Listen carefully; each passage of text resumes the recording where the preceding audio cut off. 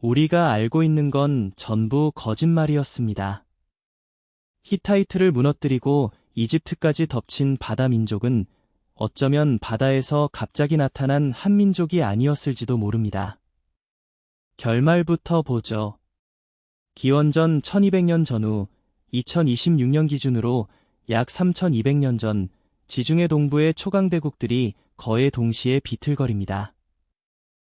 히타이트 제국은 지도에서 사라지고 미케네 궁전들은 불타고 우가리트의 서기관은 마지막 편지를 남긴 채 침묵합니다.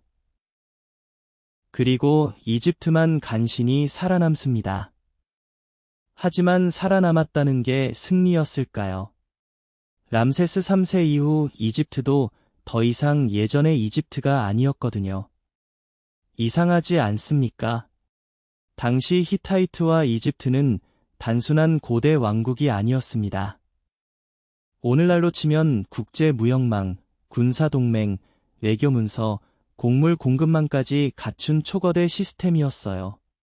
약 400년 가까이 이어진 청동기 세계의 질서가 불과 몇십 년 사이에 무너진 겁니다. 그런데 교과서는 이 장면을 너무 간단히 말합니다. 바다 민족이 쳐들어와서 무너졌다. 마치 범인이 이미 잡힌 사건처럼요. 하지만 여기서 반전이 시작됩니다. 그들이 침략자였는지, 난민이었는지, 해적이었는지, 굶주린 용병이었는지, 아니면 무너지는 세계가 토해낸 사람들의 이름표였는지 우리는 아직 확실히 모릅니다. 더 무서운 건 따로 있습니다. 청동기 세계를 끝낸 건 한 번의 전쟁이 아니라 기후변화, 지진, 내전, 무역 붕괴, 기근, 그리고 인간의 공포가 한꺼번에 겹친 연쇄 폭발이었을 가능성이 크다는 거죠. 자, 이제 시간을 되감아 보겠습니다. 불타는 항구, 끊긴 구리와 주석의 길, 그리고 왕들이 마지막으로 남긴 편지 속으로요. 배경과 맥락. 기원전 13세기 말 지중해 동쪽 세계는 겉으로 보기엔 아주 단단해 보였습니다. 오늘날 튀르키예 중부의 하투사, 지금의 보아즈케이에는 히타이트 제국의 수도가 있었고 이집트 나일강 유역에서는 람세스 2세가 카데시 전투 이후에도 여전히 거대한 왕국의 위험을 과시하고 있었죠. 기원전 1274년 시리아의 카데시에서 이집트와 히타이트가 맞붙었고 약 15년 뒤인 기원전 1259년에는 인류 역사상 가장 오래된 국제평화조약 중 하나가 맺어집니다. 그러니까 이때만 해도 청동기 세계는 전쟁을 하더라도 외교로 수습할 수 있는 꽤 정교한 국제 질서를 갖고 있었던 거거든요. 그런데 불과 70년에서 100년 사이 이 세계가 거의 동시에 무너집니다. 히타이트의 수도 하투샤는 기원전 1200년 전후로 버려지거나 파괴되고 시리아 해안에 부유한 항구도시 우가리트는 기원전 1190년 무렵 불타 사라집니다. 미케네, 필로스, 티린스 같은 그리스 궁전들도 차례로 침묵에 빠지고요. 이상하지 않나요? 한 왕국이 무너지는 건 흔한 일입니다. 하지만 동시대의 여러 중심지가 서로 다른 지역에서 거의 비슷한 시기에 흔들렸다는 건 전혀 다른 문제인 거죠. 첫 번째 장면은 우가리트입니다. 오늘날 시리아 라타키아 근처에 있던 이 도시는 이집트, 히타이트, 키프로스, 메소포타미아를 잇는 무역의 교차로였습니다. 이곳의 마지막 왕 암무라피는 키프로스, 당시 이름으로 알라시아의 관리에게 절박한 편지를 보냅니다. 적의 배들이 나타났고 도시들이 불탔으며 자신은 방어할 병력이 없다는 내용이었죠. 왜 없었을까요? 군대는 히타이트 땅에, 배들은 루카 지역에 나가 있었다고 합니다. 그러니까 우가리트는 부유했지만 정작 결정적인 순간에 텅 빈 성처럼 남아 있었던 겁니다. 이 사람은 왜 이런 선택을 했을까요? 아마 선택이라기보다 제국 질서 속에서 떠밀린 결과였을지도 모릅니다. 히타이트의 요구, 해상 무역의 압박, 동맹국의 호출 사이에서 우가리트는 자기 몸을 지킬 최소한의 힘을 잃어버린 거죠. 두 번째 장면은 이집트입니다. 기원전 1208년 무렵 파라오 메르넵타는 리비아 세력과 함께 몰려온 이방 집단을 격파했다고 기록합니다. 그 명단에는 세르덴, 세켈렛이, 에크엣이 같은 이름들이 등장합니다. 그리고 약 30년 뒤 기원전 1177년 무렵 람세스 3세의 기록에서 더 강렬한 장면이 나옵니다. 메디네트 하부 신전 벽에는 펠레세트, 체케르, 데니엔, 웨셋이 같은 집단이 가족과 수레를 이끌고 이동하는 모습이 새겨져 있습니다. 단순한 해적이라기엔 너무 이상하죠. 전사만 온 게 아니라 여자와 아이들, 가축과 짐수레까지 함께 움직였으니까요. 이건 약탈대였을까요? 난민 행렬이었을까요? 아니면 새로운 땅을 찾아 떠난 무장 이주민이었을까요? 이집트 기록은 그들을 한꺼번에 바다에서 온 자들처럼 묘사하지만 사실 바다 민족이라는 이름은 후대 학자들이 붙인 표현입니다. 그들이 하나의 민족이었는지 여러 집단의 느슨한 연합이었는지도 확실하지 않습니다. 펠레세트는 훗날 팔레스타인 지역의 블레셋과 연결되기도 하고 데니에는 아나톨리아나 에게해의 다나오이와 비교되기도 합니다. 하지만 이름이 닮았다고 곧바로 정체가 밝혀지는 건 아니거든요. 여기서 반전은 이겁니다. 바다 민족이 청동기 세계를 무너뜨린 주범일 수도 있지만 동시에 이미 무너지고 있던 세계가 만들어낸 결과일 수도 있다는 점입니다. 당시 청동기 문명은 구리에 주석을 섞어 무기와 도구를 만들었습니다. 그런데 주석은 아무 곳에서나 나지 않았고 먼 지역의 교역망에 의존해야 했습니다. 궁전 경제는 곡물, 금속, 말, 전차, 서신, 외교 결혼으로 연결돼 있었고 이 연결망이 강점이자 약점이었습니다. 한 항구가 불타고 한 해상로가 끊기고 한 지역에 가뭄이 오면 그 충격이 한 개 도시에서 끝나지 않았던 거죠. 실제로 기원전 1200년 전후 동지 중해에는 가뭄, 기근, 지진, 내부 반란, 무역 붕괴가 겹쳤을 가능성이 제기됩니다. 그래서 질문은 더 복잡해집니다. 히타이트는 바다 민족 때문에 무너졌을까요? 아니면 식량난과 내분으로 이미 약해진 제국이 외부 충격을 견디지 못한 걸까요? 이집트는 람세스 3세가 승리했다고 자랑했지만 그 뒤 이집트도 더 이상 예전 같은 제국으로 돌아가지 못합니다. 승리했는데도 쇠퇴했다는 말, 이상하게 들리죠. 바로 그 지점이 청동기 붕괴의 핵심입니다. 적을 물리치는 것과 세계 질서를 유지하는 것은 전혀 다른 문제였던 겁니다. 반전과 전개. 그런데 아무도 예상 못한 일이 벌어집니다. 바다에서 온 약탈자들이 성문을 두드린 게 아니라 이미 성문 안쪽의 세계가 무너질 준비를 끝내고 있었던 거예요. 첫 번째 장면은 우가리트입니다. 오늘날 시리아 해안에 있던 이 부유한 항구 도시는 청동기 세계의 국제 물류센터 같은 곳이었거든요. 키프로스의 구리, 멀리서 온 주석, 이집트의 곡물, 히타이트의 명령서가 여기서 오갔습니다. 그런데 어느 날 왕궁 서기관이 진흙판에 다급한 편지를 새깁니다. 적의 배들이 나타났습니다. 도시들이 불타고 있습니다. 문제는 방어 병력이 없었다는 겁니다. 전차 부대는 히타이트 전선에, 함대는 다른 항구에 나가 있었거든요. 평소라면 청동 무기 하나를 만들기 위해 구리구, 주석일의 비율이 맞아야 했고 이 교역망에서 상인들은 20% 가까운 이익을 기대했을 겁니다. 그런데 배 한 척이 끊기고 항구 하나가 타고 조약 하나가 무너지자 그 수익률은 0%가 됩니다. 무역이 멈추면 무기도 멈추고 무기가 멈추면 왕권도 멈추는 거죠. 두 번째 장면은 히타이트입니다. 한때 이집트와 카데시에서 맞붙던 초강대국, 철제 전차와 성벽 도시를 가진 제국. 그런데 기원전 1200년 무렵 수도 하투샤가 비어갑니다. 놀라운 건 단순히 불탔다는 게 아닙니다. 어떤 건물은 약탈당한 흔적보다 먼저 정리된 흔적이 보입니다. 왕실이 도망쳤을까요? 아니면 이미 곡물 창고가 비고 지방 총독들이 세금을 보내지 않고 병사들이 더 이상 충성을 살 이유를 잃었던 걸까요? 당시 궁전 경제는 백성에게서 곡물과 노동력을 거둬 다시 배급하는 구조였고 세금과 공납이 10%만 줄어도 궁전의 계산표는 흔들렸을 겁니다. 그런데 가뭄이 오고 반란이 나고 바닷길이 끊기면 10%가 아니라 30%, 40%가 사라지는 거예요.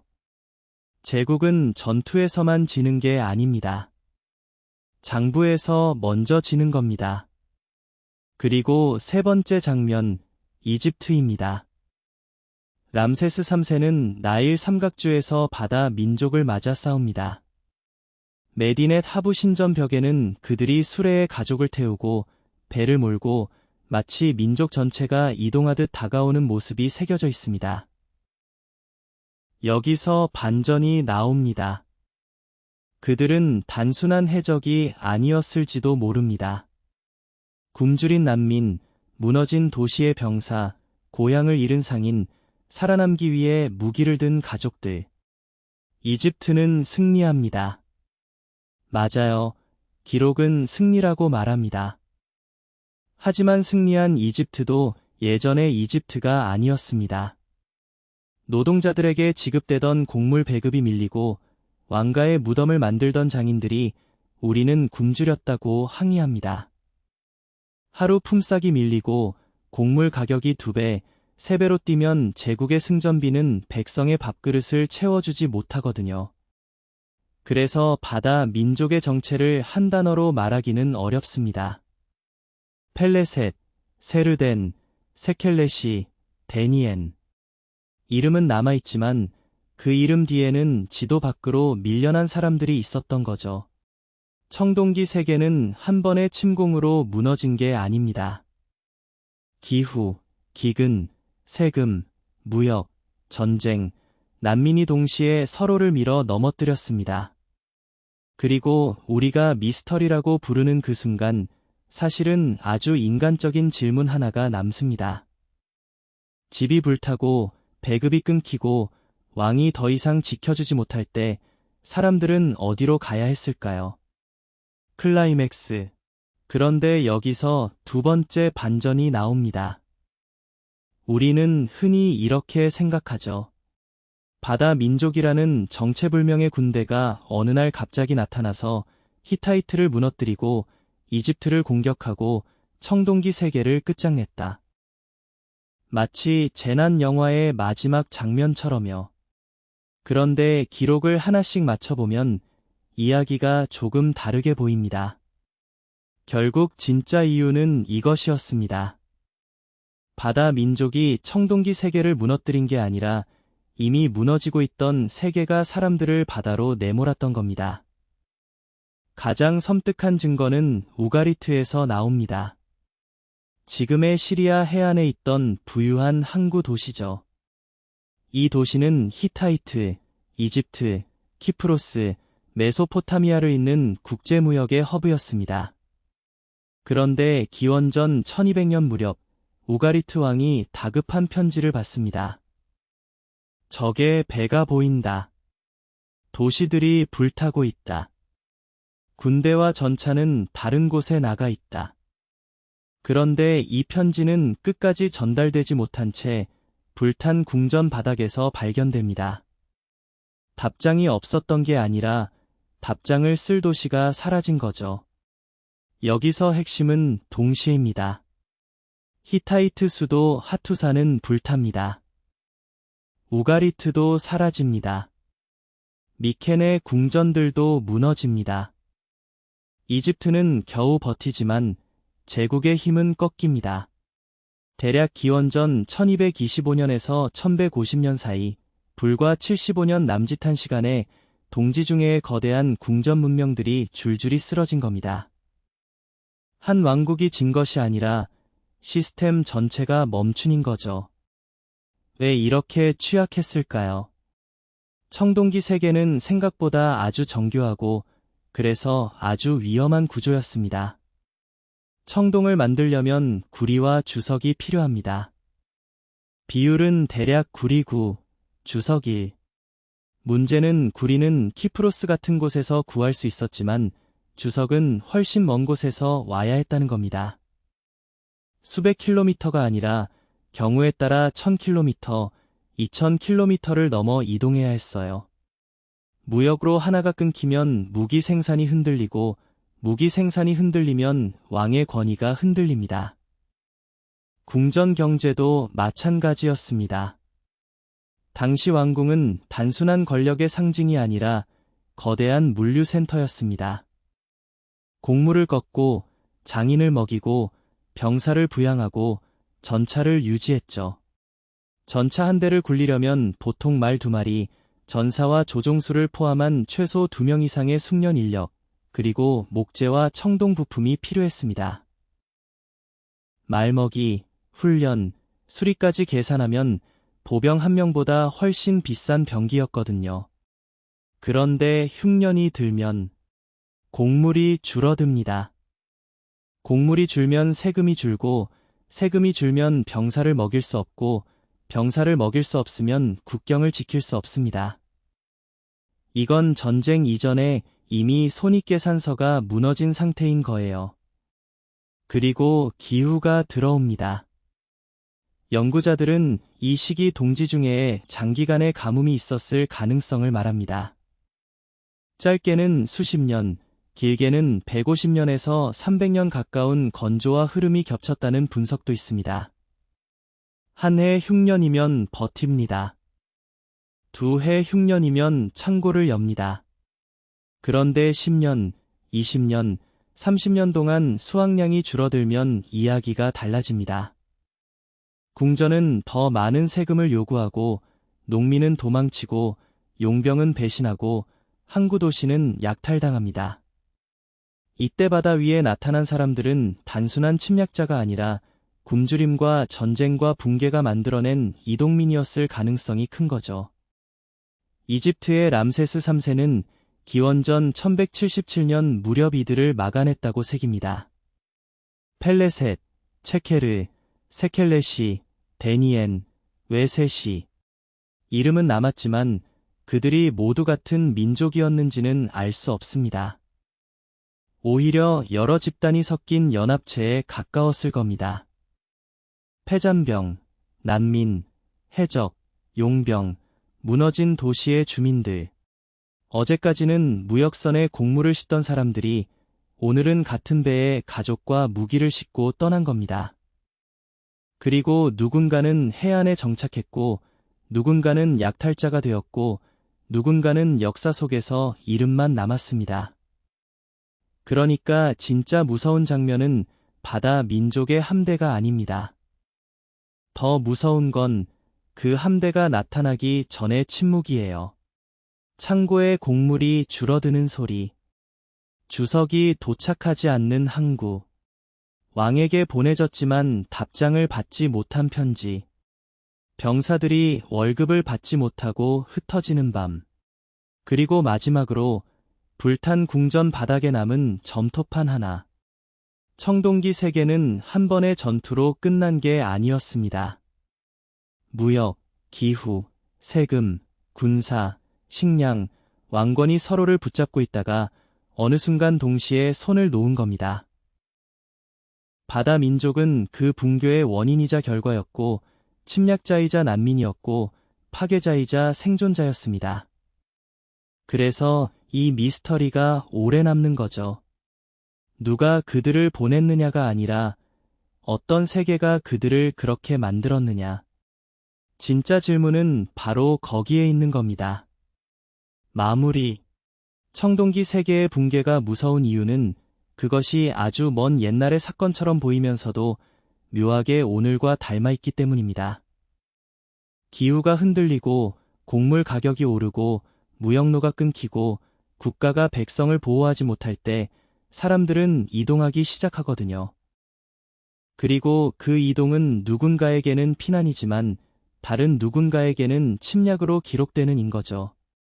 어쩌면 바다민족은 하나의 민족이 아니라 무너지는 세계가 밀어낸 여러 사람들의 이름 없는 파도였을지도 모릅니다.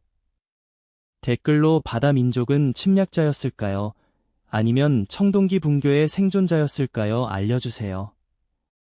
이런 역사 미스터리를 차분히 따라가고 싶다면 보이 페달 구독도 잊지 마세요. 더 깊은 참고 자료와 지도는 설명란 링크 확인 부탁드립니다. 다음 편 예고, 우리는 사라진 도시와 기록 속 공백을 따라 또 하나의 고대 문명 미스터리로 들어갑니다. 브리테니커 https://www 브리테니커 스미소니언 매거진 https://www 스미소니언 매그 내셔널 지오그래픽 https://www 내셔널 지오그래픽 설명란에는 참고자료와 이어지는 롱폼 링크를 정리해두겠습니다. 사건의 배경을 더 깊게 보고 싶다면 설명란 자료를 함께 확인해주세요. 구독해두시면 다음 편을 이어서 보실 수 있습니다.